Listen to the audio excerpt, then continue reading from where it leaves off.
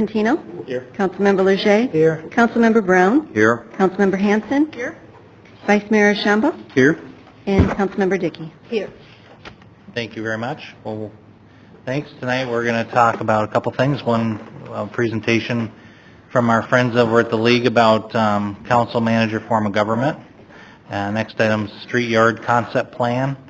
And then discussion on possible code amendment regarding trash cans from the curb. Also, just an announcement and invitation to the community. If you get this prior to Wednesday night, what is that date? The 9th. There have been a couple of incidents with racial tagging. Yeah, thanks. And intolerance, and our community is going to be coming together Wednesday night, the 9th, at 5:30 at the community center. So if you want to support your friends in the community or neighbors, please come on out. And otherwise, continue to show your support if you're not able to make that. But first item tonight's presentation by our League of Arizona Cities and Towns regarding the council manager form of government and possible discussion. Rick, are you kicking us off here? I'd be happy to, Mayor. Mayor Council, as several weeks ago, the mayor asked me to look into the possibilities of, in light of the fact that we have new council members, particularly with Councilmember Brown joining us, and other discussions that have occurred in the past with regard to the roles that each of us have as a manager, mayor, council, that we have our the League of Cities and Towns give us a presentation just as a refresher on this subject, and then there are some other items I think that other council members had brought up at our one of our last meetings that we'd also want to discuss. So we have with us Ken Strobeck, of course, the Executive Director of the League, and then also Tom Belshey, the Deputy Director. And welcome both of them, and I'll give it over to whichever one wants to begin. That would be Ken. Welcome, Ken. Thanks for coming out to Fountain Hills tonight. You bet. Thank you, Mayor, members of the council. Pleased to be here. Ken Strobeck, Executive Director of the League of Arizona Cities and Towns, as Rick said. And Tom Belshey is with me tonight. And what we decided to do, we talked about how to basically make this presentation. And rather than kind of split it up with two people, I'll go ahead and sort of give the lecture part of the program, and then if you have any specific questions, Tom, of course, has been with the League for a number of years, as well as worked in state government, and if you had some questions about how the council manager has sort of been applied over the years in the state of Arizona, and maybe any specific questions about various cities and towns and practices, then you could direct questions to either Tom or to me, but I'll start it off. And feel free at any time, if you do have questions during the course of my presentation, don't feel like you're tongue-tied or anything, feel free to go ahead and interrupt and ask me something. And I hope this hits the answers of at least some of the issues that you were trying to discuss. Let me just talk about the council manager form of government. That's a definition that I came up with is it's basically a system designed to produce the maximum accountability, economy, and efficiency in the operation of local government. It's a structure that presents a check and balance model that's uniquely used pretty much exclusively in local government settings. You don't hear about a, federal manager or a state manager or any of those things. It's pretty much a local government phenomenon. And it grew out of the progressive movement back in the early part of the 20th century that also brought us things such as the initiative and referendum and recall, direct election of U.S. senators, and other political innovations that were all designed to put power of government back into the hands of the people and to make sure that government was accountable to the people as a whole and not accountable to special interests. Now, you may remember from studying U.S. history, this was the time of the trust busters and President Roosevelt and muckrakers and, all those kind of books and that whole movement that was trying to clean up government and in fact private industry at that time. This was the era of the robber barons and the Gilded Age and all those phrases that we remember from this particular period in history, when rich and powerful magnates controlled government as well as corporate institutions. Whether it was the U.S. Steel or railroads or oil companies or other interests, a few powerful individuals and families basically ran the U.S. economy and most government. So this was a reaction, part of the citizens coming back and saying, wait a minute, this is not the way that government in the United States is supposed to be. It's supposed to be in the hands of the people. And so the council manager concept was first developed and introduced in the state of Virginia, Stanton, Virginia, 101 years ago. 1908 was the first city in the United States to adopt that form. And today it is the most dominant form or model for local government across the United States and in many other countries as well. But over 3,400 cities and towns in the United States and more than 370 counties are managed and operated and structured under this council manager form of government. And in the state of Arizona, virtually all cities and towns are operated on that form. Some don't actually have a manager, they have a clerk that essentially functions as a manager, but they all operate on that kind of basis, and it is authorized in statute that any city or town, whether charter city or general law city, can have a council manager form of government. So why is this system so widespread? Why have 3,400 communities across the country adopted this? Well, mainly it's because what I mentioned about the check and balance and the professionalism of management of a city or town. It avoids the appearance of nepotism, of favoritism. It adheres to objective standards of performance and evaluation.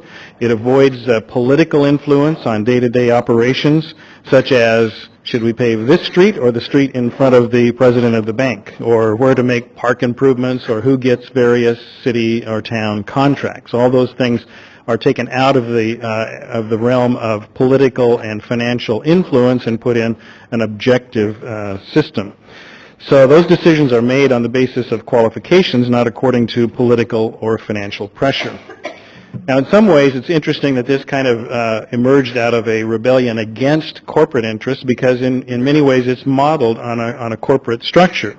The president is analogous to the mayor, the board of directors analogous to the council, and the CEO is analogous to the manager that you hire. So in the corporate world, you don't have boards of directors who come in and start operating on the day-to-day basis and go take over departments and direct employees.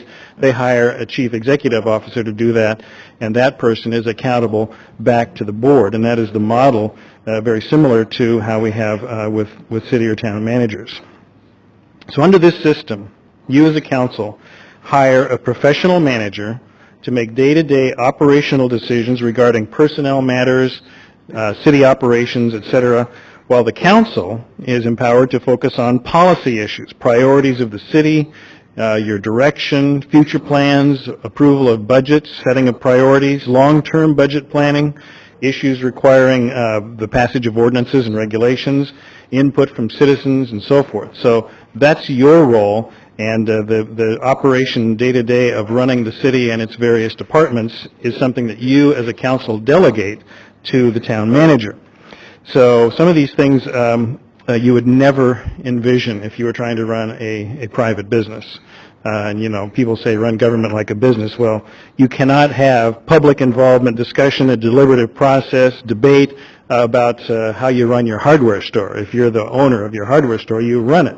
But we have a very different system when it comes to government, and so that's all part of the openness, the transparency that we want as part of government, and also fits into this council manager model. So those items, though, exist for a reason. All those deliberative processes, which people call red tape and bureaucracy, and which is irritating at times, but that's all done intentionally, of course, so that people who are the citizens of the community who elect you and who have the stake in their communities have the opportunity to know what's going on, and the business that we do is all conducted in view of the public. So it takes time to learn systems of government, and I'm sure that when you all were elected to the council, it looked very easy from this side of the dais, but once you're sitting on the other side, those issues are much more complex and require much more study. And that same thing is true of the person sitting in the town manager's seat. It looks easy from the outside, but we hire many different kinds of professionals to accomplish our vision. If you're a homeowner or a business owner, you hire architects or plumbers or computer programmers, and you tell them, here's what I want you to accomplish. Now, I don't understand exactly all the nuances and the systems of how to get that done, but here are my goals and objectives, and I want you to make those happen. And that's very much the role that you have in relating to the manager. You set the goals, the priorities, the policy, and then you say to the manager, make all these things happen.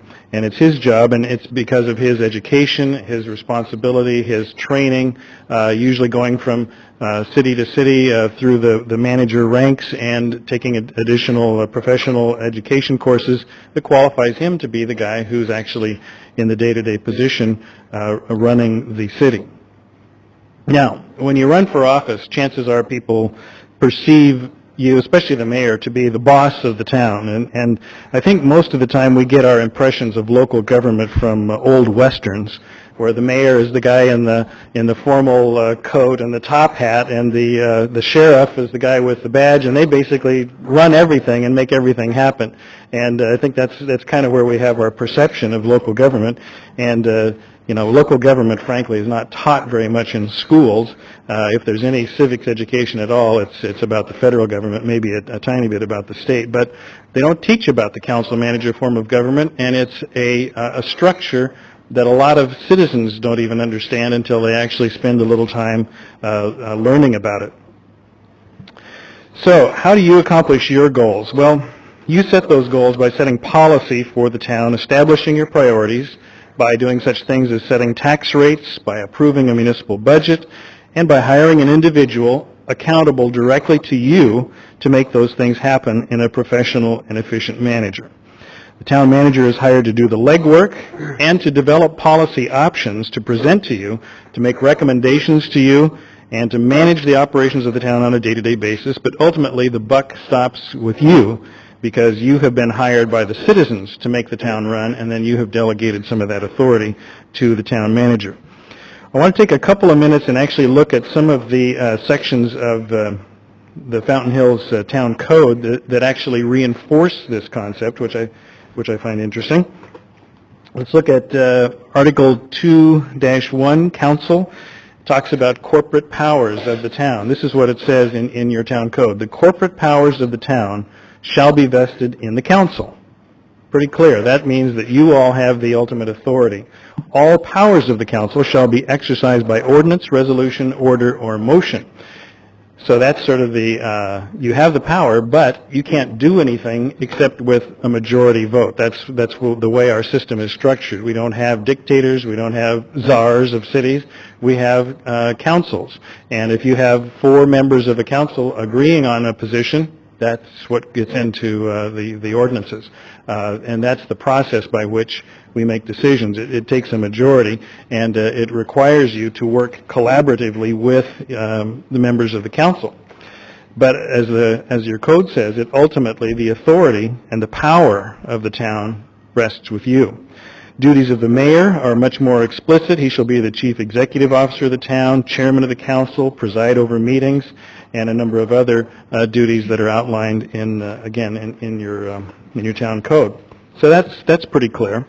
Then you also have a section, Article 3.1 talks about officers in general, and the first one is the town manager. And again, this reinforces what I was saying earlier about the town manager being accountable to you and carrying out the policies that you have authorized.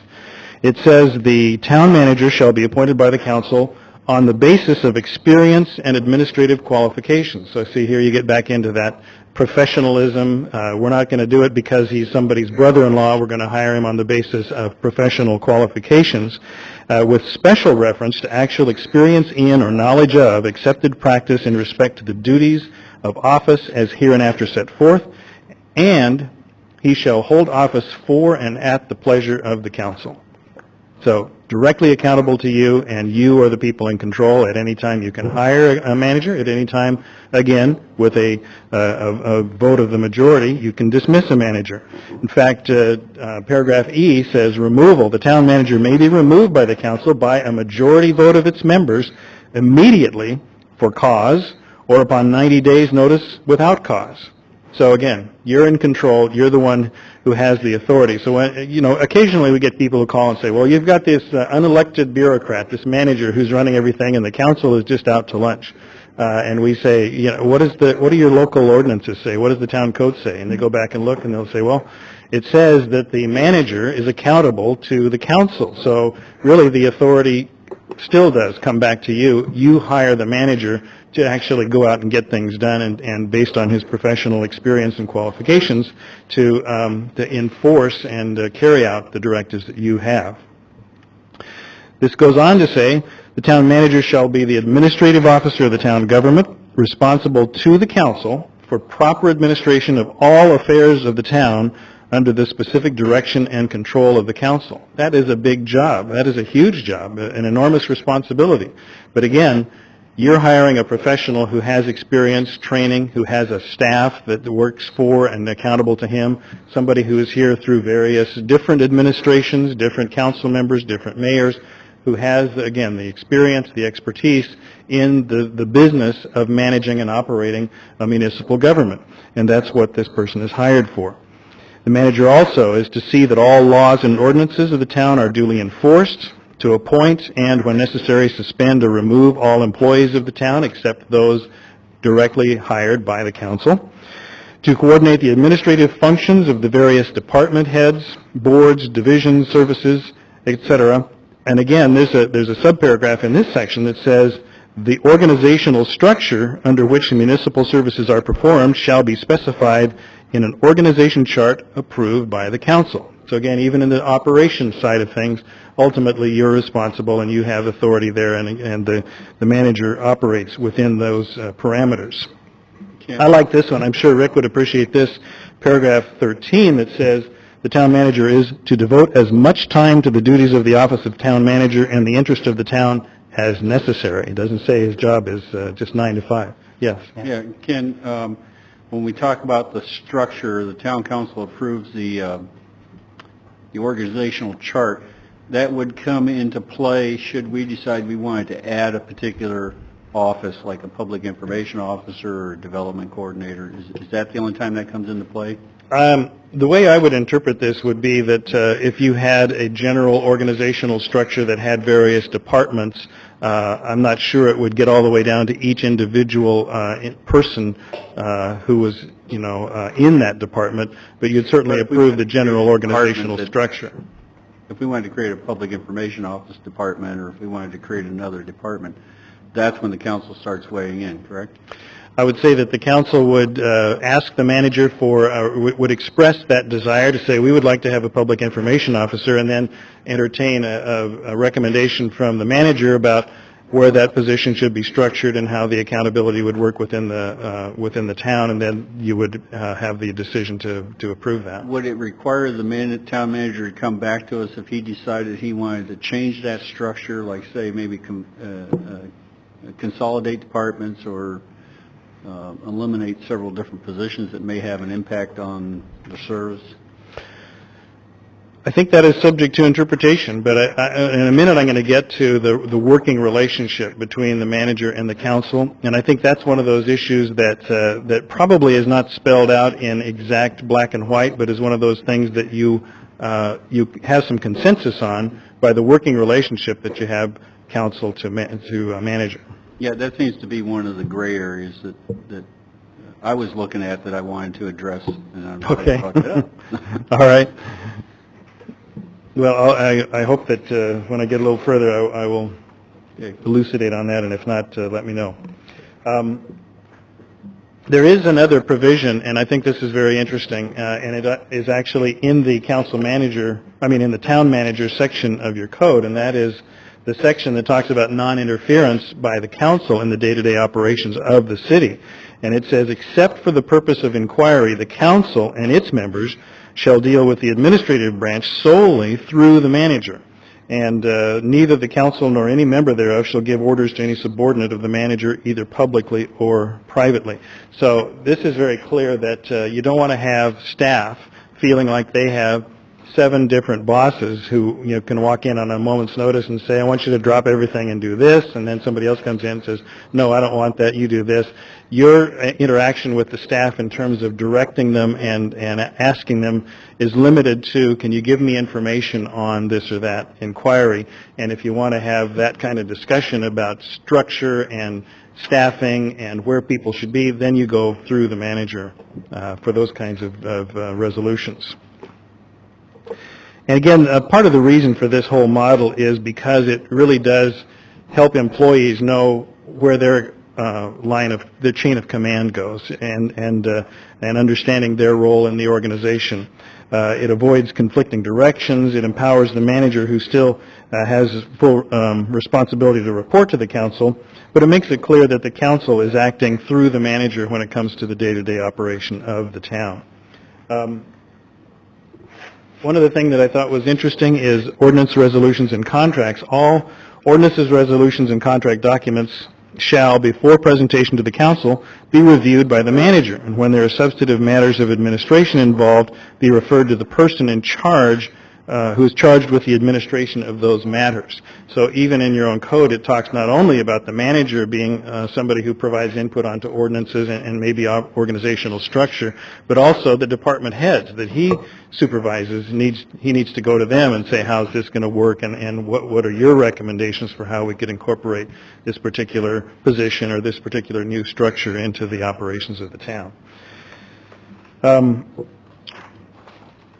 Finally, the council member's job is to listen to your constituents and your fellow citizens and make decisions that chart the direction of your city. And one of your key documents, of course, is the strategic plan that you have. And this really gives the big picture view of where your priorities are and where you're going to put your money and your staff resources. And you convey that vision to your city manager and tell him to fulfill those goals using the resources provided for in the budget and in the staff. And ultimately, it is government of, by, and for the people, which I think is what we're all after here, managed and administered by high-quality professional staff. But the relationship that is most optimum is when the council and the manager both agree, understand, and accept those different roles and responsibilities, and then are able to have really candid dialogue back and forth and work out those kinds of issues that you're talking about, Mr. Vice Mayor, about various structures and personnel matters and so forth. Now, I don't think I'll run into Mr. McGuire, the ire of him, if I say that I think it's perfectly appropriate for each one of you individually to go meet with the manager periodically and say, here's what's on my mind, and you just have a candid exchange back and forth and talk about things that are of concern to you and that you may ultimately want to have brought to the council. That would not be a violation of the open meetings law or the serial communications prohibition and those kinds of things, because the manager is somebody who reports directly to you, and while his formal interaction with you is in this kind of a venue, certainly one-on-one and individual meetings and discussions of your interests and your priorities is completely appropriate as well. Any questions for me or for Tom Belshe? Council members? Thank you, Ken. I have a question regarding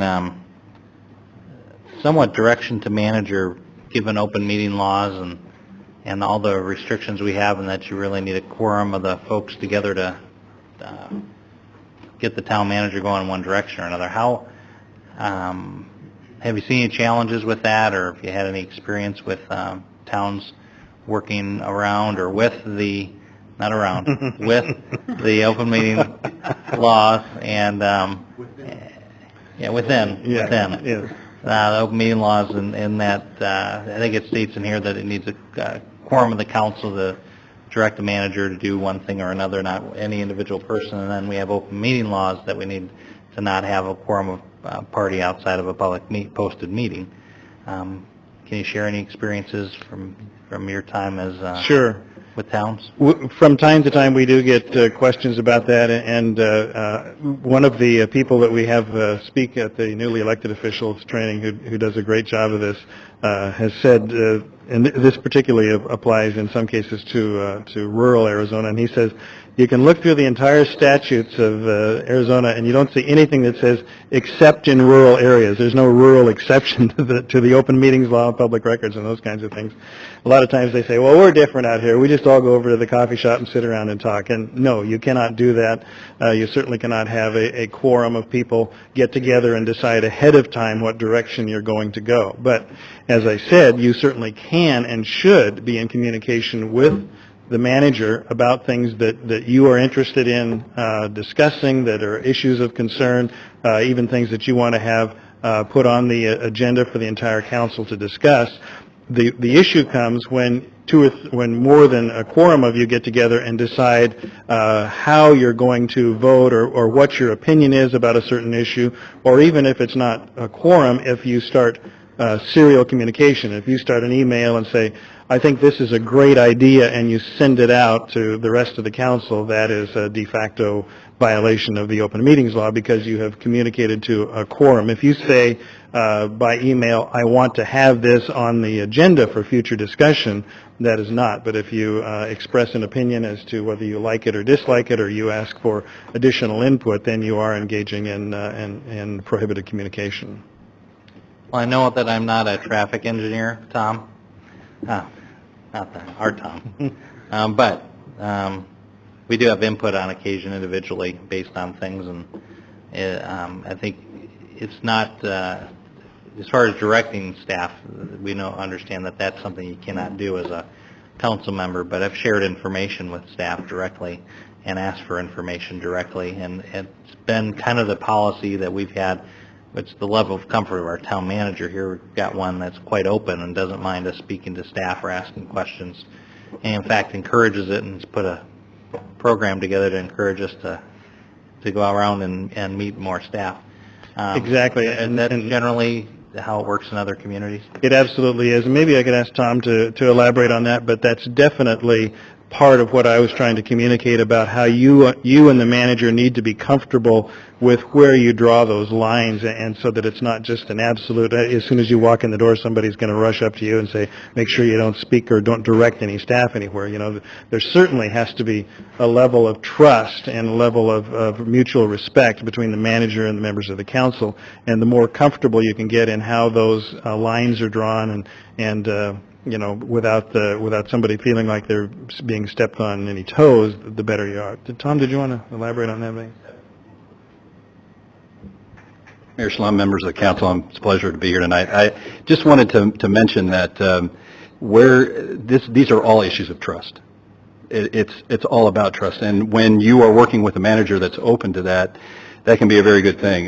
Most of the time, when there's I have an idea and the manager may not like it, immediately that trust starts to subside. You start thinking, well, what other things, you know, do I really want that he doesn't want?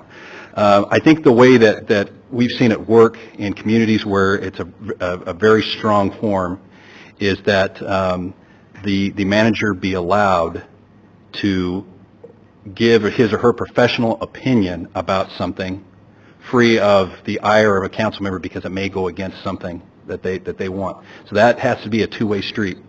If the manager does that favor for you by allowing you to have more access to his staff, then that should be something that the council does in return. We're going to listen to the manager and the reasons why he may want to think that we want to go in a different direction on a certain issue. If it's a PIO and maybe in his or her professional opinion there's a different way to do it without actually hiring somebody, or if there's a specific reason, you may want to just hear them out on that. When the council is willing to do that, and the manager is willing to give you leeway and give you openness and freedom with the staff, that builds trust, and then you're going to have a better working relationship. That happens in the city, it happens with businesses, and whatever approach that you're taking, it's all about trust. Councilmember Dickey. Mayor, thank you. First, I wanted to thank you both for coming. It's been a busy week for you, and I want to thank you for the League conference because that gave many of us an opportunity to be together and to learn and also to speak to one another and have good relationships, and really, you just said it's about trust, and that is what it is. We are lucky to have a manager that does want to hear from us, and we have subcommittees, so basically it's like I'm on the environmental subcommittee, and, I call Raymond maybe, more than some of the other council members would. But again, it's on a level where there is some trust. And when we step in, we've had some incidences of some staff who've had moments where they were uncomfortable and they would come to other council members. And I guess what we're trying to learn and get from you, and this is a continuing educational process, is what are our responsibilities? I feel responsible for staff. I want staff to be comfortable, to not feel harassed or intimidated. That doesn't mean I always agree with them, and they're not always thrilled with me either. But again, a lot of talk, a lot of communication. If somebody doesn't want to do something that you're suggesting or would like to see happen. This is another question I have for you, though. To get something on the agenda, you do have to get two others to do that. So you obviously need to speak to them. So that's kind of one of those little side issues that I wanted to ask you about. But again, most of this is about, in my opinion, relationships between the council and the staff, what is allowed, what isn't allowed, what's good practice, and when a staff person feels comfortable enough to come to you because they have other issues that maybe aren't going so well in the office. And again, I guess that's like a private business, but those are things that are difficult to know what to do about, because you do have responsibility to staff, but we have responsibility to everybody also.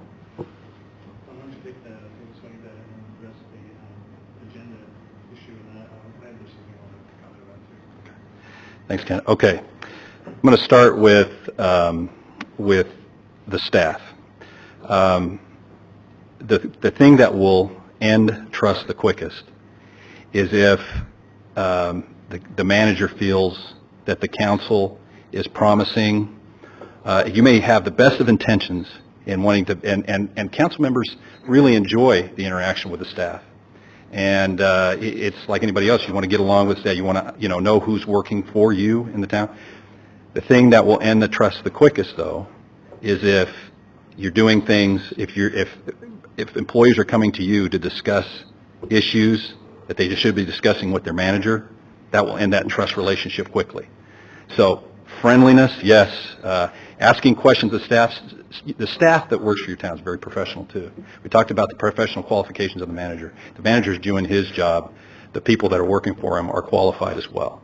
And so that, you want to have a good relationship with them, but having a personal relationship and where they're coming to talk to you about issues with the town, that's going to end that trust relationship very quickly. Thanks. Just so you mentioned, it's not an issue with the town, it would be an issue with council. So it's with full knowledge of our town manager here. So again, they're just sticky issues. They're not easy to talk about, hard to know how to go forward. And that's what I think we're here for, is because this is positive, it's educational, and we're moving forward. So. And again, there is no manual on all this, how this is all supposed to work. A lot of it is there are gray areas. The idea is to have open communication. And again, I know people worry about the open meetings law. Really, if you keep in mind, and Andrew will kick me if I go too far down. The whole idea is when you make a decision that affects the town, the debate takes place where I have, if I'm a citizen of Fountain Hills, I have an opportunity to be in the meeting. I have an opportunity to listen to the debate. That's what the open meeting laws require. You've got to get something on the agenda, and there's 3 of you that need to put it on the agenda. You can talk about getting it on the agenda without having a debate, without making a decision as a person or communicating your position on that particular item with your other council members. Okay so far, Andrew? But as far as communicating with the manager, you can do that individually and be absolutely fine. So.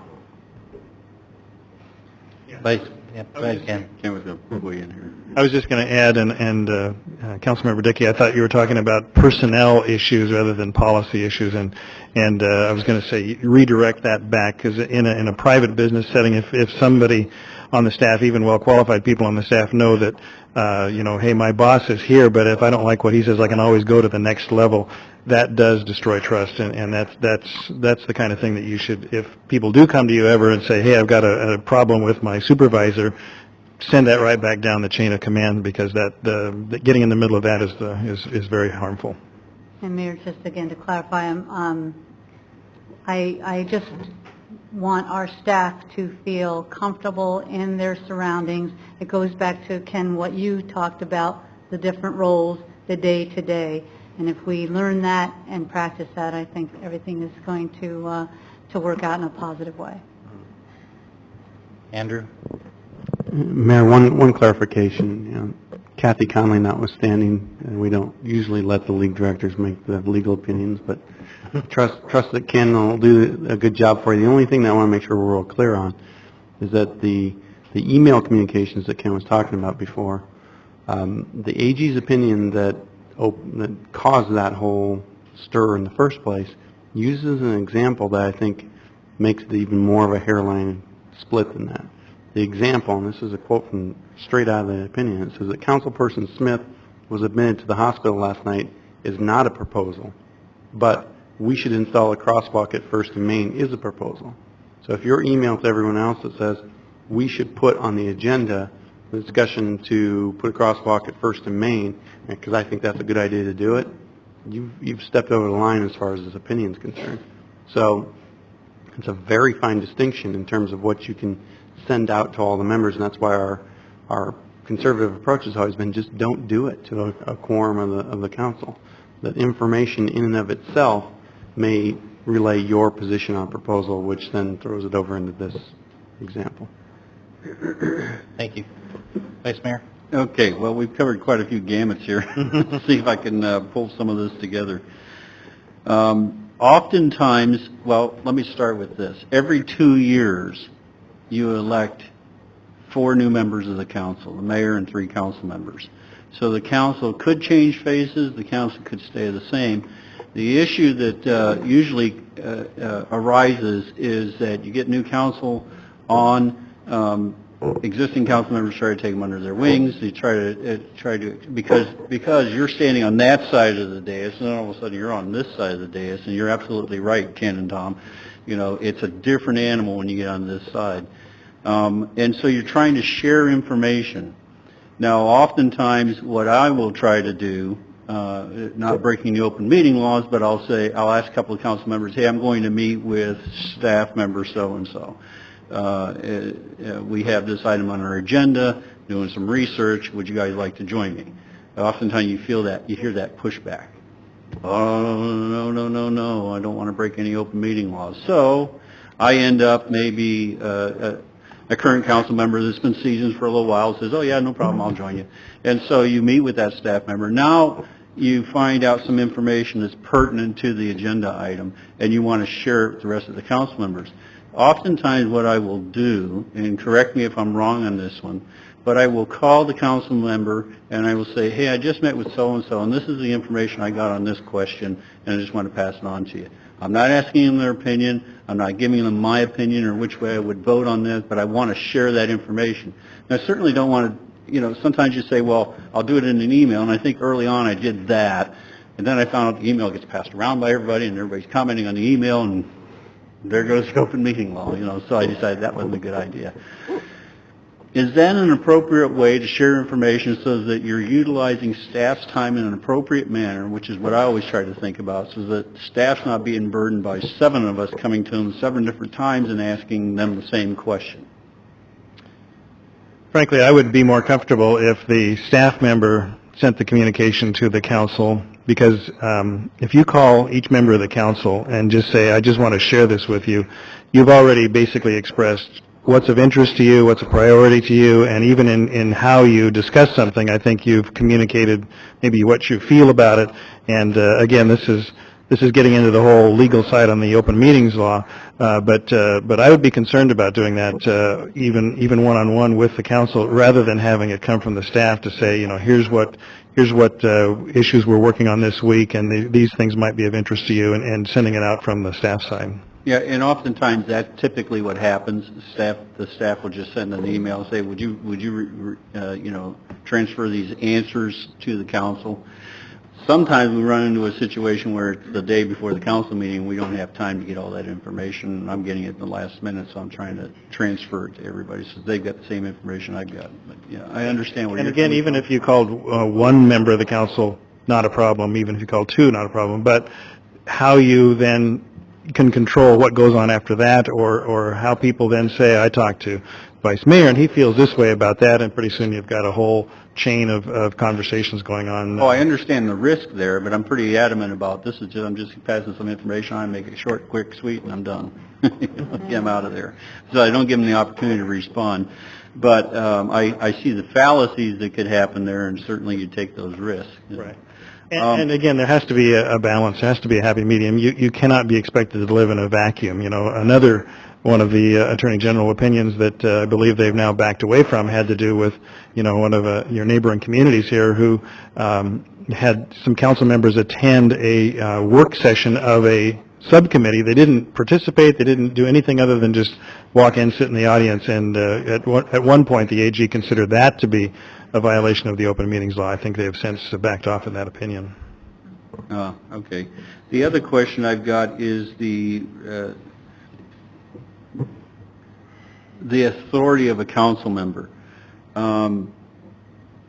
Obviously, you have the right to go ask questions of staff. You have the right to talk to the town manager. But a lot of times when a new council gets elected, they seem to think that they have this decision-making authority, which they really don't have. And it becomes a struggle, or actually a learning curve, as you probably heard it called, to realize that it takes four of us at the dais during posted council meetings to make policy decisions to move forward.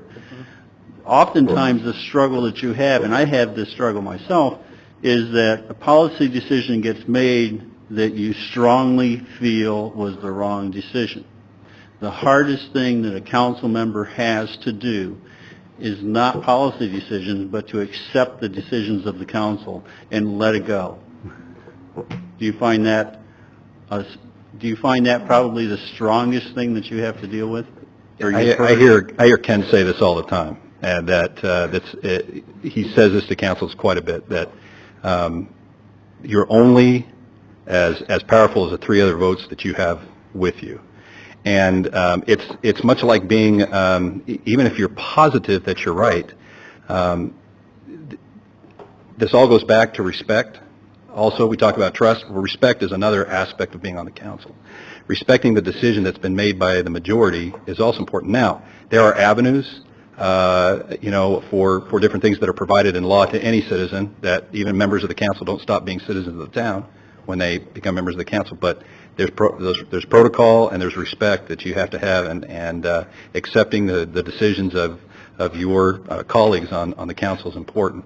Now, one thing that you don't want to have happen, though, is that if you have one council member that seems always to be, that can be very, if you have one council member that becomes isolated and doesn't feel a part of the group, all council members are going to feel from one time to another that maybe this decision wasn't exactly what they thought should happen.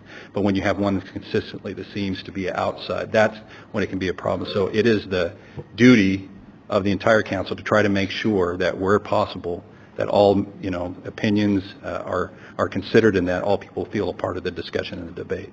Well, and that's what I was bringing. In fact, I appreciate you guys bringing up the fact that at our council meetings, we deal with each agenda item or the policy decisions, and we have our debating process there in public. We issue, and some of us may feel very strongly one side, some of us may feel very strongly the other side. You might get a 4-3 vote. You know, the other three are going like, oh, that was really stupid. You know, I think it's important that we all accept the decisions that the council makes and then just move forward and let it go. Otherwise, it just tends to eat you up. You know, and I'm sure you guys have seen that or experienced that. And I guess the other question I had is, is what are the, the authority of a single council member is very limited. Obviously he's representing his constituents, or the ones that voted for him and the ones that didn't vote for him. In our particular town, we represent everybody at large, so we don't get elected by districts. But what are the penalties? We haven't talked about any penalties as far as the council violating their authority. In terms of statutory violations? Let me put it this way. Sometimes you think that, you'll hear something that, maybe over in Litchfield Park, somebody got a letter sent by the county attorney saying, or the attorney general's office says, hey, you violated this, don't do that again. Here's what could happen to you. At other times, you hear of council members just getting away with everything, and nobody ever says or does anything. And it doesn't seem to be that there's an even keel being weighed in out there, and I think that sometimes councils seem to think, well, I can get away with anything because they're not all they're going to do is send me a letter, or they're not going to do anything to me. So, well, I want to be real careful here. And I want to clarify that occasionally, probably all of us at one time has maybe stepped on the other side and then realized, oh, we stepped in mud, and better get back over here. And I don't think that, a letter, or it's like that the officer that stops you for some type of traffic violation. Not all the time he's going to issue you a citation. He might just issue you a warning. He might just say, do you know you did it? Oh, yeah, I do. Okay, don't do that again. Let you go. Yeah. What our hope is that we don't have to have outside government to police us. The statutes are there for things, specific violations of the law. And when there are those things that happen and there are violations, people report them. Well, the reason that you may see it is simply people report to the Attorney General's office, or they report it. The reason you may see in the city is because the citizens have taken upon themselves to call the county attorney or call the Attorney General's office and say, this violation took place at this meeting. And then they take it from there. Or they may decide that there's not enough evidence. But it's somebody that started that. It might be a council member. It might be a citizen themselves. But it really depends on what's happening in that community and who reports it.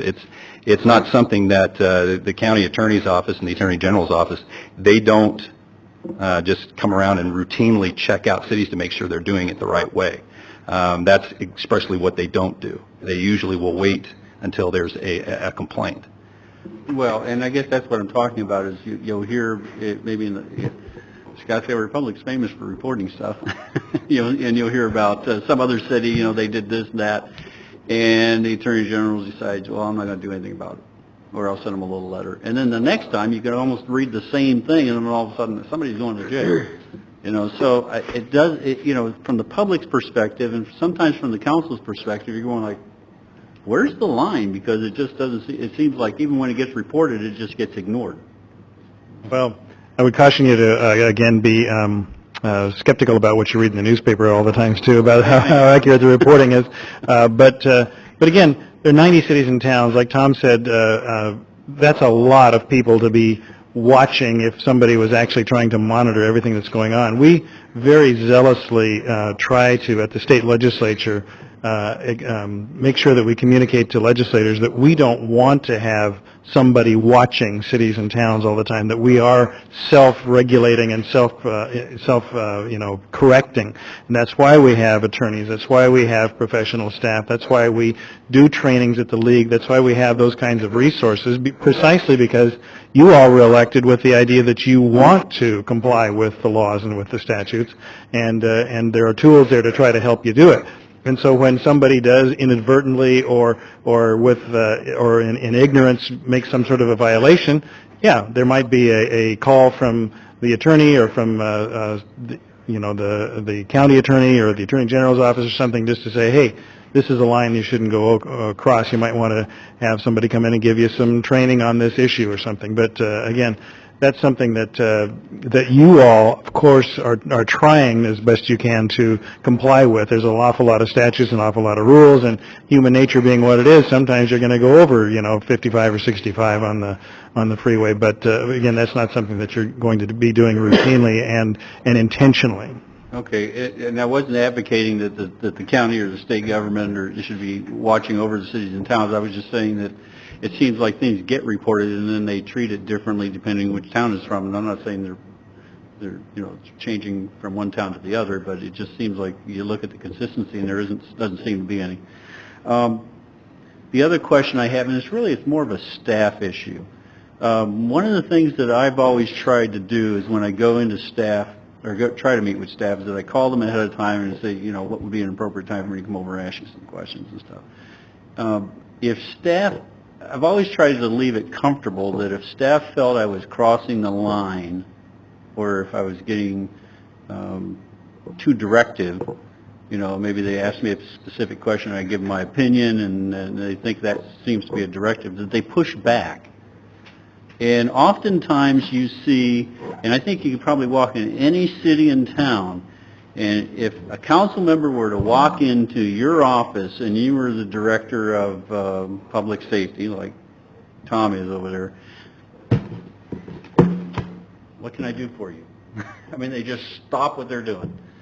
That isn't always the intention of the council member walking into that staff's office, and I think staff needs to be comfortable enough to know that or to be able to say that, have you got something on your mind? Can I answer your question in a few minutes? I've got something on my desk. I mean, it's pretty apparent, you walk into somebody's office and see stuff all over their desk.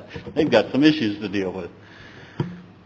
When does it become appropriate for staff, or is this just a comfort level? When does it become appropriate for staff to push back and say, give me a time?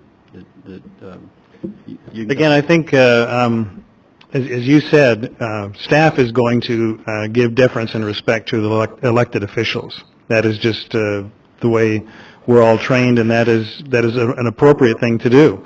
If you come in, you should be given attention and given time and given whatever resources are available to answer your question or to handle your inquiry. I think, again, as Tom said, it's a matter of respect, a matter of trust, and if you're encountering this on a regular basis, just on a drop-in kind of a system, I would say call the manager and say, I'd like to meet with the director of public safety, but I'd like to talk to him about these 2 or 3 issues. Is there a time that I could come in and meet with him?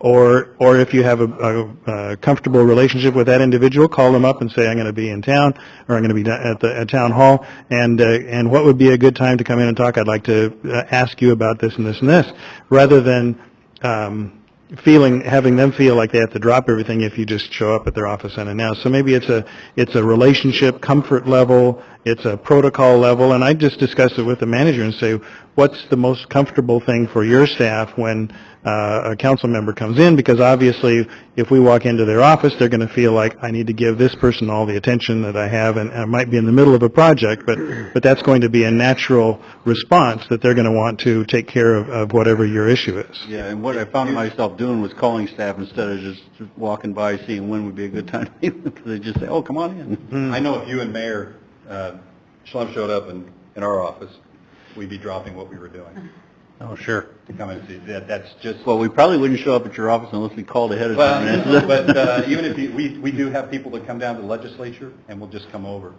And so once in a while, that's great, but it can become difficult. So it just, again, just depends on... Yeah, and I think that's a discussion that I hope we have with Rick here, this work study. Well, I wanted to go about 45 minutes, over about 55. I wanted to ask Rick to comment. Rita, you wanted to share something now, but also to speak to anything in particular related to your ICMA pledge and how that affects council and manager relationship.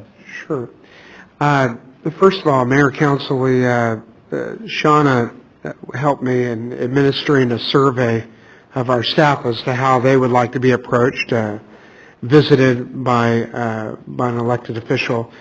And although the majority said that they would prefer that call ahead to make an appointment, they certainly understood there were some circumstances where you just happened to be passing by you could catch them. They're very flexible with that, but I think they pretty much were very clear in their responses. Well, in the ideal world, yeah, if you could give us a heads up so we could have things prepared, we can give us the nature of why you want to visit. That way they can do a little bit of homework before you show up, and there's nothing quite as uncomfortable as being in a meeting with somebody and that person asks them for facts or figures that they don't have at their fingertips or they don't know at that time. I remember in my first town, it was a teeny little town, and they approved the expenses every council meeting. And I would get the question, Rick, literally, seems like we're ordered twice as much toner this week or this month as we did last month. You happen to know why we did that? And I'd say, no. And this would continue on, oh, okay. They're very nice about it, but, at the end, I probably said, guys, you need to let me know what your questions are, and I can research those. I'm not going to know why the toner is up this month, or how many boxes of paper clips we ordered, et cetera. So we finally did away with that process. The town matured, got a little bit bigger, and we stopped doing things like that. With regard to the ICMA Code of Ethics, there is a tenet in the ICMA Code of Ethics that obligates me, if I adhere to those tenets, which I do, to make it clear to resist an encroachment on administrative duties. That's the long and the short of it. My situation is complicated further by the reality that my contract obligates me to adhere to the ICMA Code of Ethics, which means that if you cross the line into the administrative realm and I don't resist that, then I'm in breach of my contract. I have not upheld the ICMA Code of Ethics. So it's a tough situation to be in. I'd hate to be me, is what I always say. So just understand that is something. There are 13 tenets, I think, of the ICMA Code of Ethics, and that is definitely one of the prominent ones. Thanks, Rick. Are there any examples you would want to share based on what we've talked about tonight that would benefit all of council to hear or the public to hear? I think that's what this has been probably most helpful. If there's people in the public listening or watching, that they understand how town government is structured these days. And I think aren't all towns in Arizona in the same structure, so not the Western structure of television lore, but anything that's come up from our discussions here or examples from your past or present that you want to share? Sure. Two points. First, we had an occasion in my first town again. Most of my council members, their hobby was studying which way stormwater flowed. I remember my first council meeting spending about 2.5 hours debating which way water was flowing in a ditch. And this was their hobby, and their passion was following water. Well, you're talking about an agricultural community that was interlaced with networks of stormwater, and that's why when I first talked to Tom, I was so passionate about storm systems, because my life was stormwater in that first community. Tailwater, I knew the difference between tailwater, supply water, and ditch companies versus canal companies and everything else. And our council members, having that dangerous expertise that they did as a hobby in this, would one of them found on occasion to see a public works crew installing a new pipe and said, you're installing it on the wrong side of the road, you need to go over there and install it over there. And because the water flows that way, it doesn't flow this way. That's where the pipe needs to be, and then you need to come across, bubble it, do a manhole, and collar it, and blah, blah, blah. And the crew, this leads to my second point, no matter how many organizational charts we show our employees, you need to understand that they still view you as the top. And I have endeavored for 15 years to explain municipal organizational structures. And believe me, our employees are the smartest, especially in this town, the most smartest, most capable people I've ever worked with. But it doesn't matter. The risk is there, and they don't want to be placed in a situation where they have to decide between you or me or you and the mayor and me They really depend on your understanding what your role is. And if you cross that, they many times will err on the side of doing whatever it is you want it done. So you have that power, that implied power. They understand how the organizational chart looks, but they also have a mind that says, yeah, but in the real world it doesn't exactly work that way, therefore I better do what the council member told me to do. And I'll take my chances with the director of public works, or I'm telling you that just as a warning that you can have that effect on employees. They view the mayor as the boss and the council as bosses also of the community, and so that's a respect that they pay you. But it could be it could work to our detriment as well if you don't understand what your role is. Don't rely on line personnel to tell you where the line is. Okay, they won't usually do that. Okay. All right, I know we got one more question over here at least, but Andrew, anything from what we've talked about tonight, or you want to chime in on legally speaking? Well, I think that the only thing that was left out of our discussion on in terms of penalties is the town code penalty that always exists. Ken pointed out the provision about non-interference. I guess the unfortunate part of the way our town code works is that the general penalty applies unless a penalty is spelled out.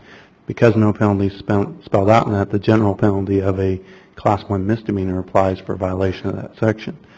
Now, I don't think we've ever even had anybody whisper about a violation of that section rising to that level, but in the extreme case, that's where it would end up. Obviously, it would end up in somebody else's court because we wouldn't throw that in Judge Armbruster's lap. It would be in Scottsdale or somewhere else where they would be determining whether or not a violation occurred. But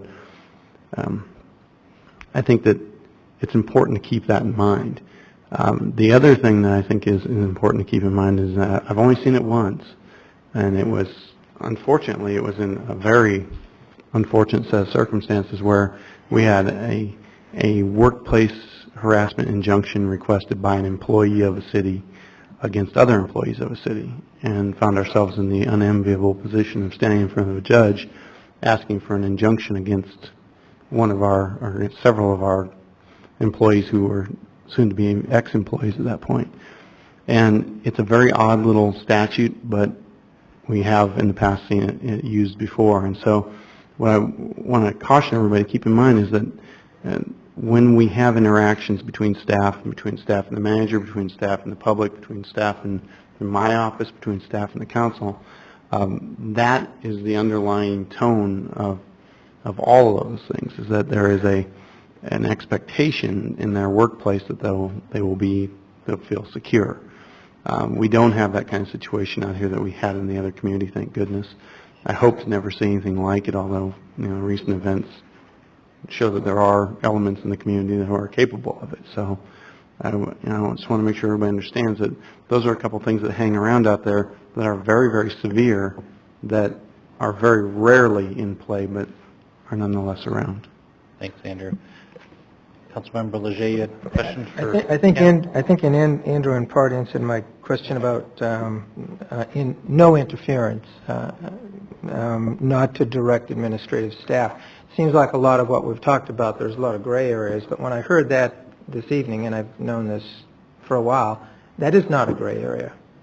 Council members do not and should not direct administrative staff, is that correct? And if a council member does that and continues to do that, what is the best course of action either for council or the town manager in that case? We've seen different cities take different courses. Again, because you're policing yourselves, this is something that the first step that we would hope that you would take would be one of talking about that issue as a council, maybe as part of a planning session, or some councils have retreats, and that's the place to talk about that and to bring it to their attention with the idea that they're in violation of the law. Mm-hmm. And then after that, if the self-policing doesn't work, then that would become an issue that you want to discuss with your attorney. And, Okay, so you made it perfectly clear that that is a violation of the law. And oftentimes, when you look at those scenarios, what goes hand in hand with that direction is a sense on the part of staff that they're feeling harassed, and they feel as if they're working in a very hostile environment. What's the best course of action in dealing with that? You know, that, in that case, if there are people who are feeling that way, you have resources for training for that. You belong to the Arizona Municipal Risk Retention Pool as a town, and they specialize in training of that sort. And if that's actually happening and some training can help, I think that's a good place to start. And to have those attorneys actually talk about what those trials are like, what those complaints can lead to, the destruction of careers that can take place with those kinds of things are going on. So if in fact that behavior is not remediated, there are some legal consequences for that as well? There can be, Okay. depending. Again, you know, a lot of this goes back to the discussion we were having before. It really depends on the amount, the severity. So I wouldn't be able to speak of what it would be in all cases, but people who really specialize in that are the pool, and they've acted as attorney for a lot of cities and towns, a lot of cases. And, Thank you. You've clarified that in both cases it can become a violation of a law with severe consequences. And typically, is that something that is self-reported by the organization? How does that move up the chain? I don't know that there's any typical way that it happens. Okay. Very good. Thank you. Human relationships, it's very hard to say that there's the absolute, rule book to follow in every case. Okay. Councilmember Dickey. Mayor, thank you, and thank you, gentlemen. I think it's clear then that people that work under the town of Fountain Hills have the right to work without excessive interruption. They have the right to work without harassment or fear or dread or anything like that. They don't have the right to work without being occasionally annoyed by us or things like that. But there are certain things, and I think most reasonable, mature people know where those lines are drawn. So I really appreciate that you came and that you've defined it a lot better for us and for anybody who's really unsure about the this manager council or council manager way of doing business, and we really appreciate it. Good. Thank you. Thanks, Ken. Thanks, Tom, for coming out tonight and Our pleasure. educating us on the council manager form of government, and that council members and mayors are not the decision makers. They have to come together and make up their minds in a public meeting, and then staff carries out the duties on the day-to-day basis, not the council members that were elected. Anything else? Yeah, Jay, maybe because I came from a place where the league was especially the director level or the personnel from the league, the less they paid attention to you if you didn't have 100,000 people in your city and pay the congruent dues. But this is so exceptional to have Tom and Ken come out and speak to us, and I just want to publicly thank them for doing this. This is very strange for me because in my last state, you wouldn't have crossed the street to spit in my eye probably. But the level of service we get from our league in Arizona is just absolutely tops. And the conference was just so well done and one of the most valuable that I've been to. So just wanted to just give them kudos publicly for that. Good. Yeah, thanks again, Tom. Vice Mayor, you have something? Yeah, I just wanted to thank you guys. And that conference was the best conference you guys have had.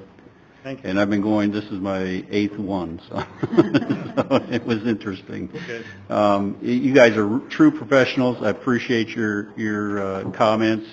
I certainly look to you guys for advice if we have any questions in the future. And thank you so much for coming out. Yeah, thanks for letting us keep you a little longer, too. Thank you No both. problem. Oh, I'm sorry, Councilmember Hanson.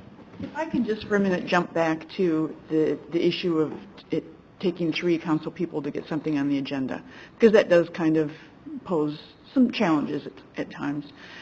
Do you have an idea of how many other cities and towns have it where it takes 3 or an individual council person can put something? In fact, I get calls quite often about that issue. And the reason that they've gone to that is because normally the mayor is the person that decides. And in some towns, they have no alternative to that. And so they came up with that alternative, 3 members of the council to put something on the agenda in order to not have one person that just kept items from being discussed on the agenda. So there are quite a few that have put that in. Now, I can't put a number, I can't put a majority. We've never done that kind of survey. But what we have found is that lots of councils are developing right now rules of conduct. Because of the kind of issues that you're talking about tonight, they've formalized a set of rules for working with each other, and this is one of those. But again, all I can tell you is that you pay a very good attorney to make sure that you don't cross that line, and I would just follow their advice on how can I want to get something on the agenda, I want to get 2 other people to join me so I can get it on. How do I do that without violating the law? That's the best way to do it. This goes, and we're not going to talk about this tonight, but that goes for a lot of other things too. If you're worried about conflict of interest, open meeting laws, that's a discussion you should be having. If you're a new member of the council, have not sat down to discuss those issues with what possible conflicts you might have, or what's allowable to accept as gifts, or those kinds of things. I mean, if you haven't discussed that with the attorney, you need to take the opportunity to do that. So I would take, because we're not going to be in court defending you. That's going to be Andrew. It's going to be somebody else. And so I don't really have a clear answer to how do you do it without crossing the line. That's why you pay. Well, it is interesting because, we go through and we say, well, one of the responsibilities of a council person is to talk for their constituents. So then you talk to members of the public and they say, well, we would like to see this get on an agenda. And it's like, well, sorry, we want to answer to you, but we have to find 2 other people to answer to you too. So it can be a challenge. It's a double-edged sword. If you have, if you allow just one person to be able to put something on the agenda, and you have 6 other members of the council that don't want to discuss that, don't think it should be on, then you have run into problems that way too. So just about any type of process that you come up with is going to have, and that goes back to the relationship of respect and respecting if there's an issue that that 3 council members want to discuss, then that's something that needs to go on the agenda. I think we've gotten around it now because I haven't had one thing brought to me that I haven't put on the agenda. I think that's probably because you're a nice guy. I don't know if we've ever had this on council, but I could see if you didn't have that and you had one council member that had all these great ideas that nobody else thought were great ideas, the items that are put on the agenda have to have staff hours put towards them, which is a lot. It can be quite costly before it comes to a council member where we're supposed to have all the information to make a decision on that item, and then it's really not worthy of discussion or the staff's time in particular. But yeah, if that becomes an issue, then maybe we need to address it, though. We have an item on our agenda that allows a council member to put something there to discuss to see if they have the other 2 votes to go on a future agenda. That's a good point. That's right. So there is always the opportunity to bring up something at a council member that's not agendized to put on potentially put on the next agenda. Is that right, Andrew, how that works? So I guess we can always bring it up, even if you don't want to bring it up prior to a meeting, you can bring it up at a meeting. Mr. Mayor, some clarification on that, though. That still requires it to be on the agenda so the public knows what you're going to talk about, but it doesn't require any prep or anything else. A council member can ask that the item be put there individually. It'll go on for discussion at the end of the meeting under I don't remember which number it is on the agenda anymore, but towards the end. And then the council can discuss whether or not that's something that you all want staff time devoted to bring back in a full discussion item. And that was the purpose for that item, was to ensure that one council member was never shut out, but to ensure that prior to staff time being used to generate full-blown items for your consideration that had the adequate staff preparation to get the right amount of information in front of you, that it had at least 3 council members or the mayor deciding that it should be on the agenda. Okay. And that was the purpose of that 3-step process there. Good. Great. Thank you, gentlemen. Yep, thank you again. Thanks, Rick. Next item is presentation of the street yard concept plan. Hey, Tom, good evening. Good evening, Mayor and Council. Thank you very much for this opportunity tonight. This item, the street yard concept plan is what I originally called it, has been in existence for probably 10 years plus. And so we, last fiscal year, thought it would be a good idea to develop a concept plan, to have some type of a tool that would tell us, are we, do we have an effective site? Do we have a site that can accommodate our staff properly? And so we hired Deutsch Architectural Group to provide this study. And tonight you're going to see a presentation by them that's going to help us maybe better understand that site and give us some direction down the road. I'd also like to thank Mr. Davis, who participated in this with us, and also Ken Kurth, our street superintendent, who attended all the meetings as well as myself. With us tonight is Jamie Curry and Tammy Carr from the architectural firm.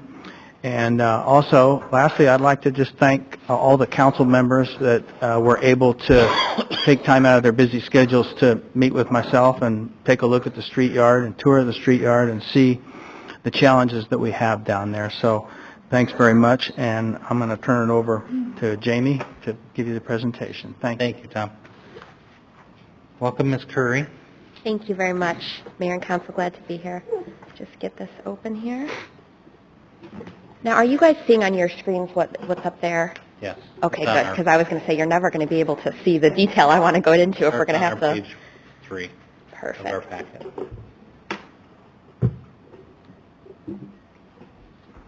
Great. Well, again, I'm Jamie Curry with Deutsch Architecture Group. Very pleased to be here. As Tom mentioned, beginning in January of this year, we were commissioned to study the current streets yard and look at was it a functional yard for your future use, and if so, how could we design both the site and existing and potential new buildings to work for the streets department. So from January to June, we looked at the operations of the yard, the current operations. We documented those operations, so you're going to see photographs, you're going to see drawings, you're going to see all kinds of stuff that we documented. We looked at space standards, and I'll get into a little bit more specific on the space standards, but I really think that that's something that's important to emphasize, is that you want to have consistent size offices for all your employees throughout the town, no matter what building they're in. So we looked at that. And then really the meat of the study is projecting the future space needs, adjacencies of staff to each other, how things work on site, the trucks that are coming in and out of the site, what do they need to get to on the site. And so that's really, you'll see quite a bit of the bulk of the information there. And then lastly, of course, not only designing those plans, but looking at the cost estimates. So I'm going to run into a little bit more detail on each of these topics as we go. If you have any questions, please don't hesitate to interrupt me as I'm on that slide. Understanding the operations took place from face-to-face meetings. So our staff met with Tom and with his staff and really looked at specifics of how the streets department in Fountain Hills works. Your streets department is set up where not only are you maintaining your streets, but you're also maintaining all of the fleet vehicles, which is probably pretty typical of a town your size, but how that works, how somebody's day works. For example, one thing that we found that was really important was we looked at the option of the administrative folks, such as Ken, the superintendent, having a separate location from the more operational folks. So could you come in the morning and get your assignment, drive your truck to a different location, and start your day from there? That was something that we really found was not going to be effective for these staff members. So that was kind of something that got put off of the table. It was important to be kept on one site. So an example, some of the things that kind of came out of those programming meetings. How much parking and storage were going to be needed? Is the public on site? Are vendors on site regularly? Really what we found was that mostly it's vendors that we're looking at that are going to be on site. The public is probably very occasional visitors, and so we did accommodate for the public in kind of a small section, and we'll get to that. And then lastly, pros and cons of the current site. And really, you know, as we look at all of these things, we're coming back to how can the streets staff best provide the services they're providing to the citizens, and that's really the overarching view that we were trying to take with this. I know that a lot of you had the opportunity to look at the current conditions, but just took a few of the photographs that are in the study to kind of emphasize some points here. Top right is their current administrative building, which is a trailer. And then some of these storage conditions on site, it's really quite crowded in its current layout. Bottom right, you're seeing all of the town's supply of construction signs, and without really a good location, they're really just kind of out in the middle of the yard when they're not being used out on streets, which it creates traffic flow issues. In addition to just photographing it, we actually went to the length of taking this aerial photo of the existing yard. So you're looking at, for those of you that are familiar with the yard, you're looking at the main street entrance. There I go. The main street entrance here as you come in. Here's the existing maintenance building, and then here's the administrative trailer where everyone has their offices. We actually went to the length of measuring how much each of these stored items are taking up on site. So for example, those traffic and construction signs that I mentioned earlier are actually this space right here. So it's a pretty good bulk. You can see kind of for comparison, there's a truck there. So we're looking at about 4 or 5 trucks worth of space that those signs are taking up on site.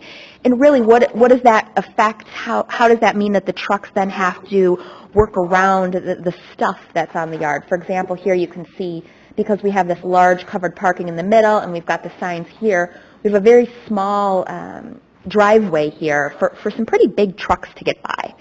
So really getting into the nitty-gritty of how things like that work. As I mentioned, the next thing that we looked at as part of our study was establishing space standards.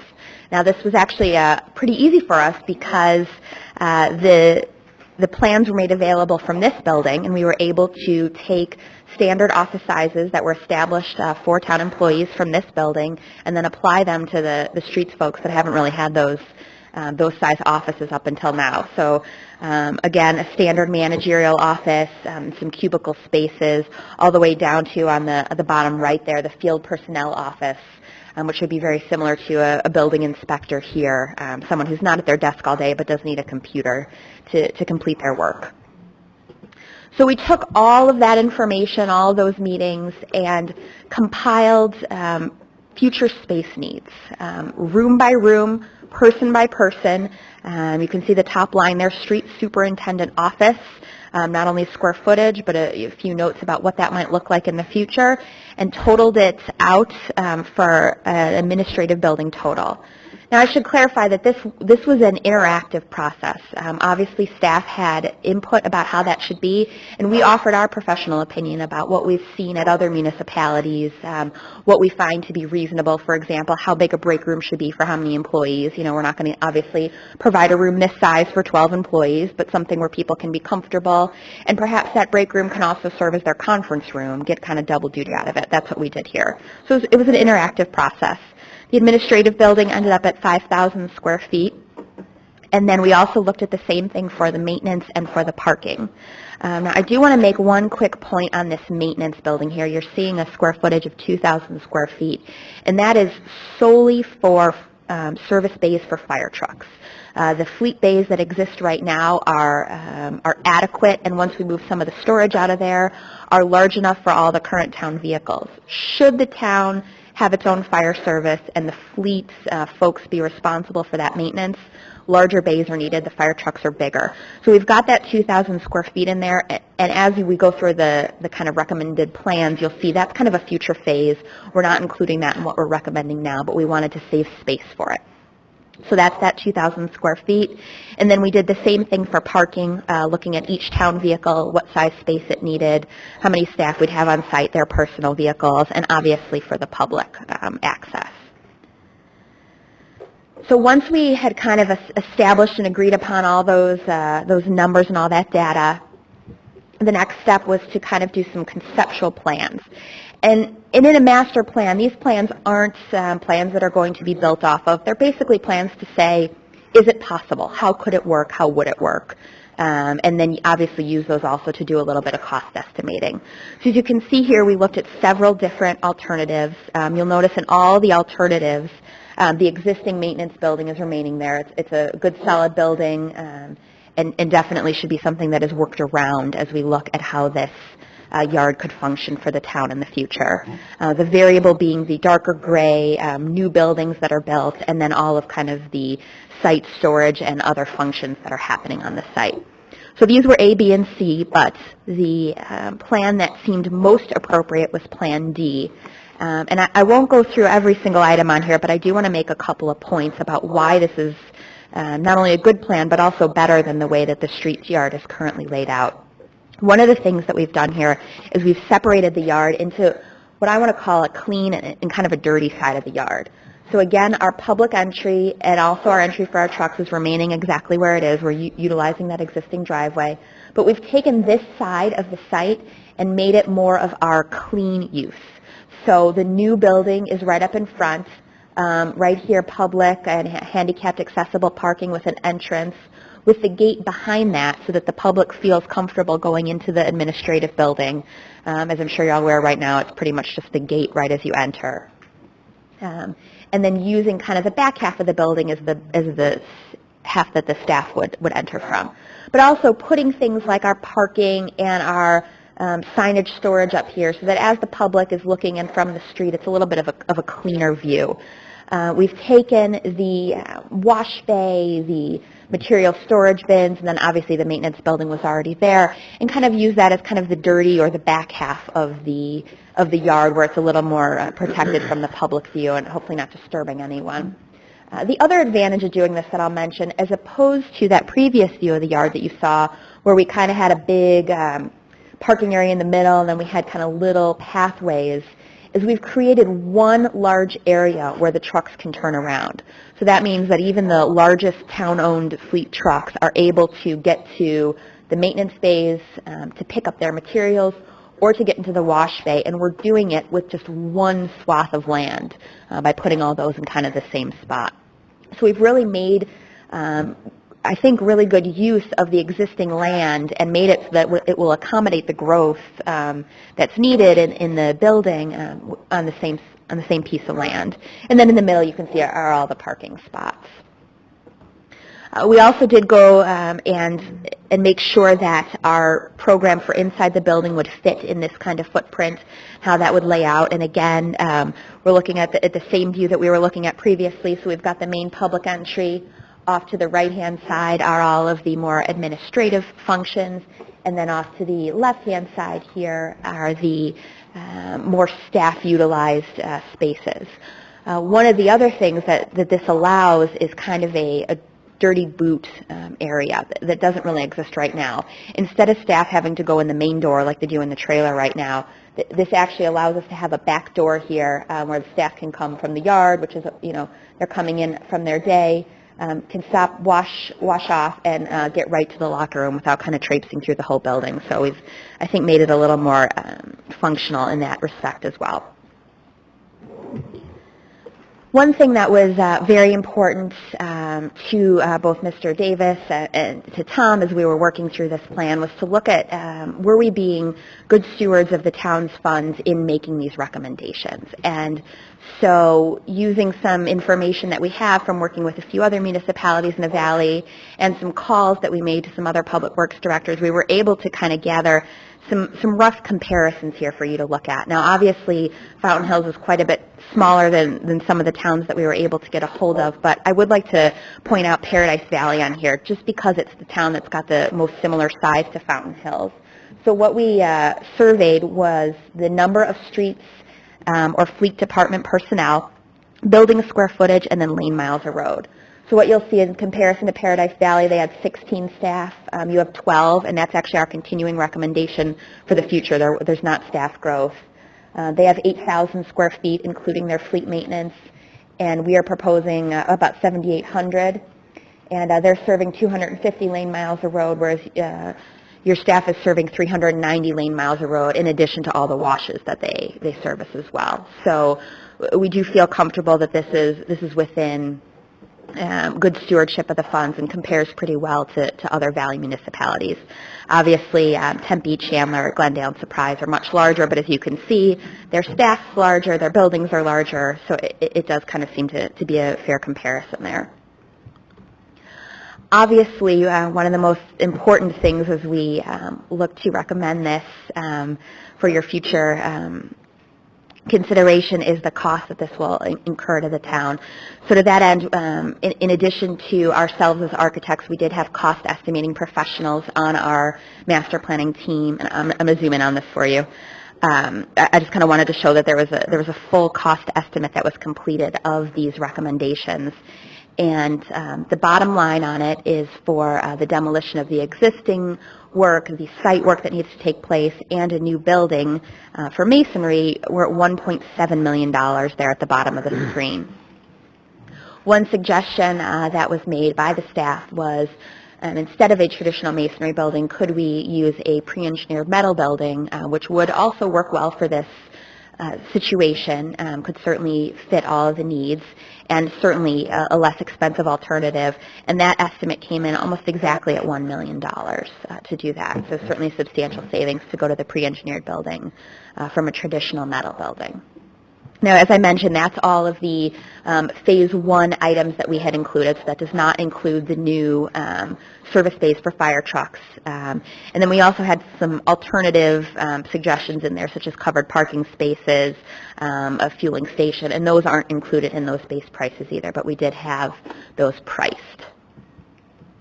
So that's really the bulk of our conclusions and our work, and so I certainly would welcome any questions. I can go back and we can look at some slides again if anything wasn't clear. Good. Thank you very much, Jamie.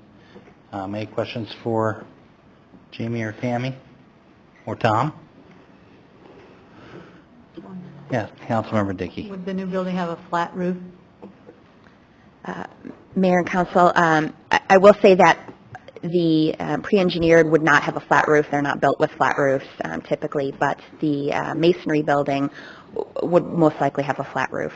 I think your question specifically, can solar pay for this new potential building? Well, that would be fantastic. It's a pretty small building, so my guess is that solar on that roof wouldn't cover it, but it's certainly an option. We'd love to see it. All right, good. Any other questions? Thanks for the detailed download, and when you go over to the building, obviously you can see it's cozy, and the layout of the property certainly doesn't seem optimal. It seems like a real shame to have to tear down that large covered area that's there. That obviously was some expense, and Tom knows the financial world we're in today, but this is good to keep our eye on the ball as to what the needs are to operate effectively in our community as we will continue to grow and have more and more needs to maintain our streets and washes, and also get as much as we can to support the employees in doing the best jobs that they can for us. Any other comments? And Councilmember Leger.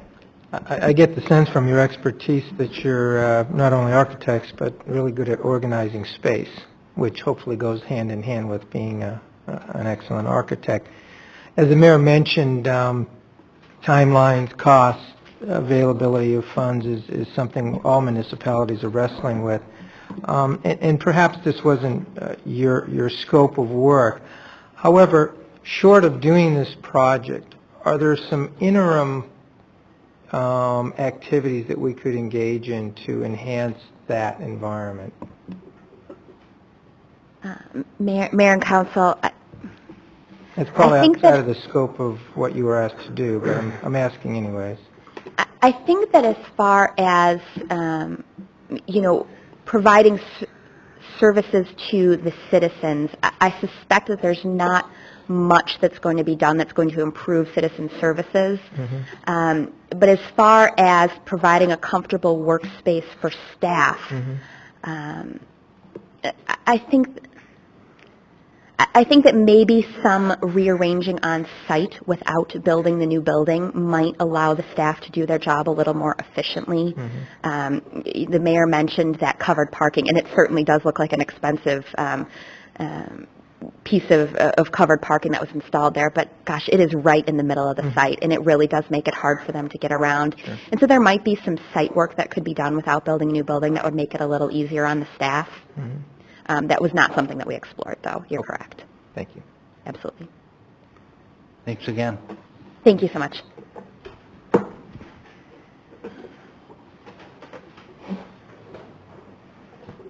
Next item, last item, discussion of possible amendments to the town code related to removal of trash cans from the curb. Welcome, Gene. Thank you.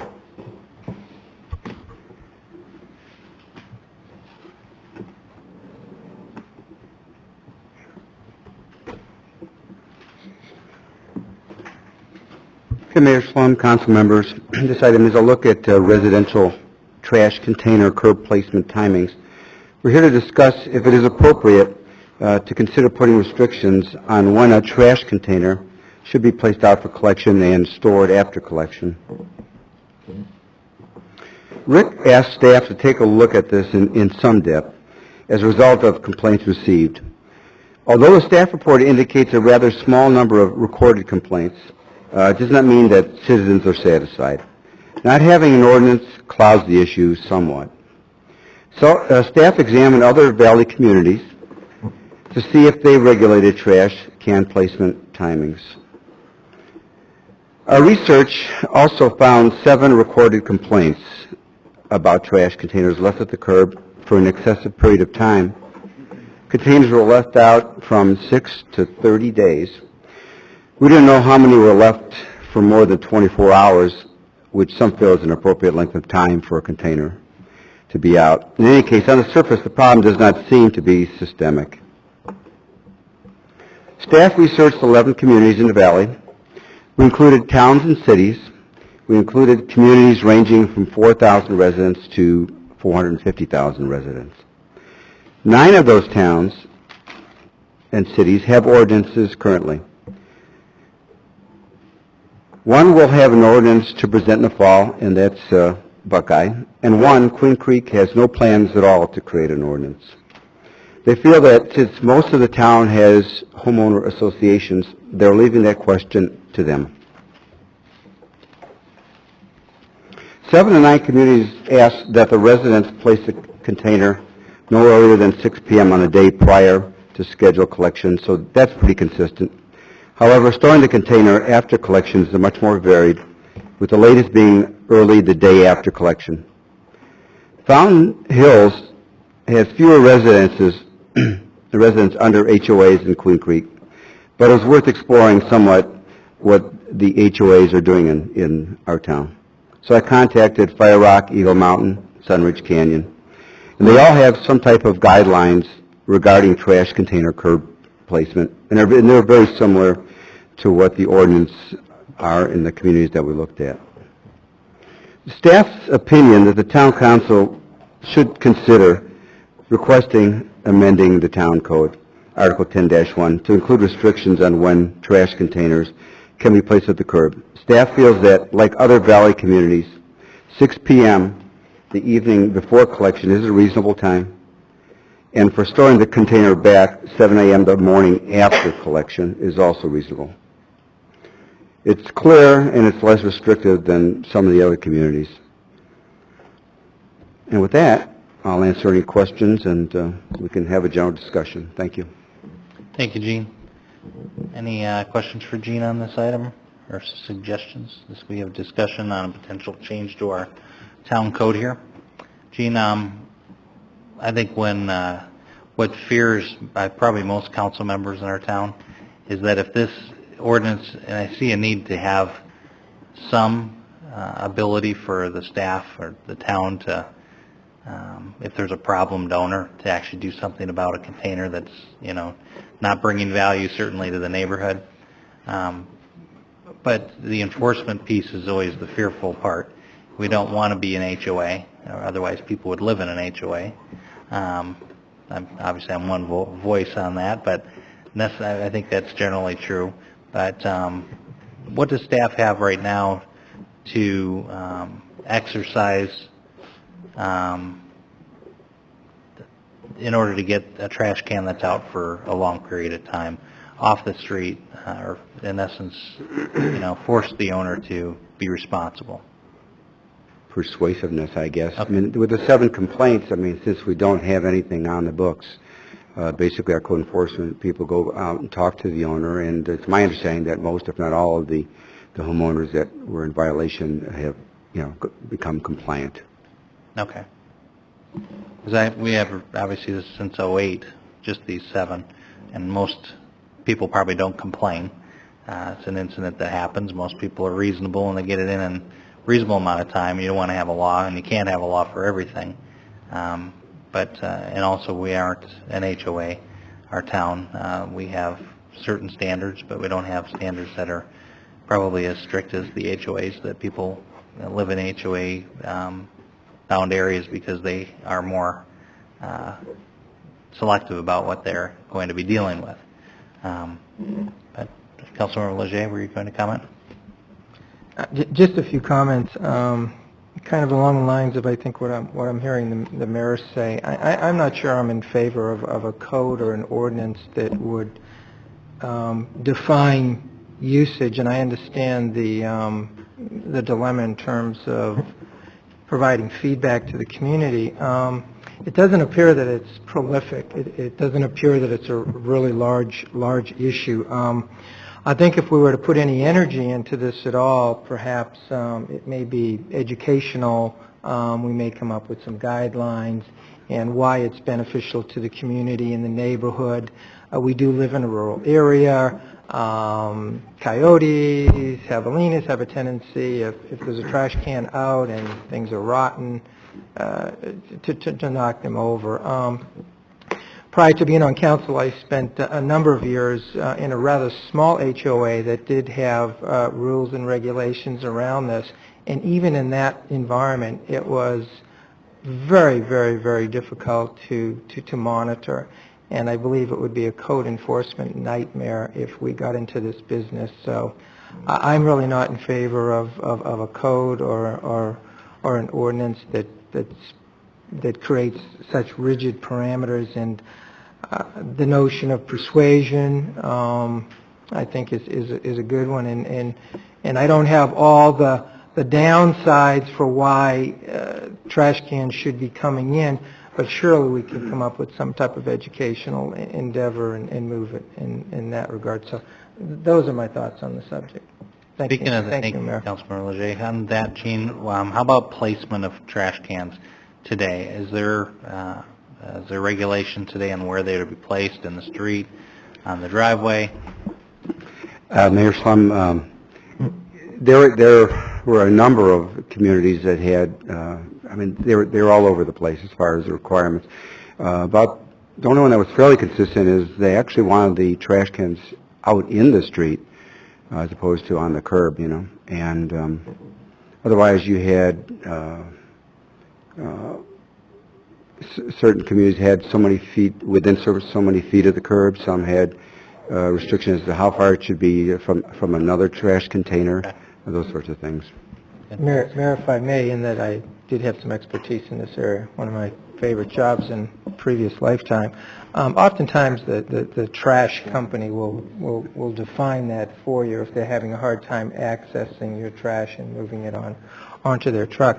Another thing is that, as was stated, I think, once again, in terms of guidelines on the street is more appropriate, particularly up against the curb, because there's less likelihood that it would be knocked over by an animal or by the wind. If it was up on the right-of-way, there's a tendency for those to get knocked over. I think there's a number of common sense things that we can look at and recommend and maybe put out in one of our publications and really appeal to people's best judgment on this. So, thank you. And I think, like you said, Gene, it's probably been, these have been complaints. There haven't been a great deal of them, and then code enforcement and through discussions with the property owner or the tenant has remedied the situation without needing to place an ordinance change. Mayor, that's correct, yeah. Councilmember Dickey? Thank you, Mayor. I think because of the fact that there haven't been a lot of complaints, that there's probably a lot of compliance going on as far as just what people want to do. The only reason I would want to agree with putting an ordinance together is just for that stopgap time when you really do need something. And I don't think that the ordinance would actually affect a lot of people if indeed they are doing, pretty reasonably taking it out and putting it in. But, and I also think, like, if you wait till the next day, that was one of the better parameters than the other cities that you talked about, because some of them had, within 24 hours of when it was collected, and who the heck knows when that is. So I think by giving it till the next day is a good idea. And again, I think this is probably just one of those times that it's there for when you need it, not that we'd walk around, looking all over the place for violations. But I think that if there's no tool there, it probably would help the staff a little bit. So I would be kind of tending to be okay with putting something on the books. Okay. Anything else you need from us, Rick, on this item? We always operate under the idea and the principle that 90% of the purpose for any new law is to simply paint the stripes on the field, so people know where the appropriate or the parameters of appropriate behavior lie. Most people, 90% of people, are self-regulating, but they need to know what the rules are, and there can be some frustration that grows from that. And also, of course, 10% of the purpose of a law is to address extraordinary circumstances.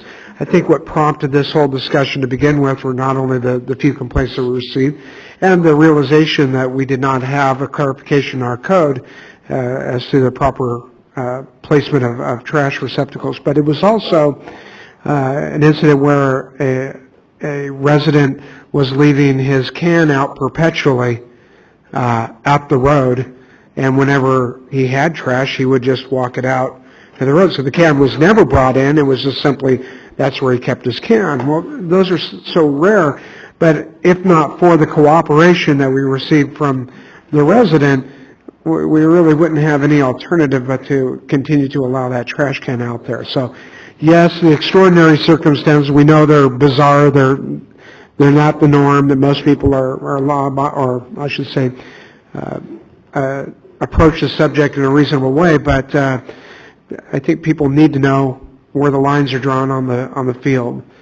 It's just good administration, and when we find what seems to be holes in our code, we'll just bring these to your attention so you can discuss them. So your feedback's very valuable. Thank you. Councilmember Hanson? Well, I'd just like to express appreciation to Jean, because it's obvious you did a lot of research on this. Thank you. Yeah. Thank you. All right, I think that's it. Thank you, Gene. Look for a motion to adjourn. So moved. How about a second? Second. All in favor, stand up. All right. Thank you, everybody.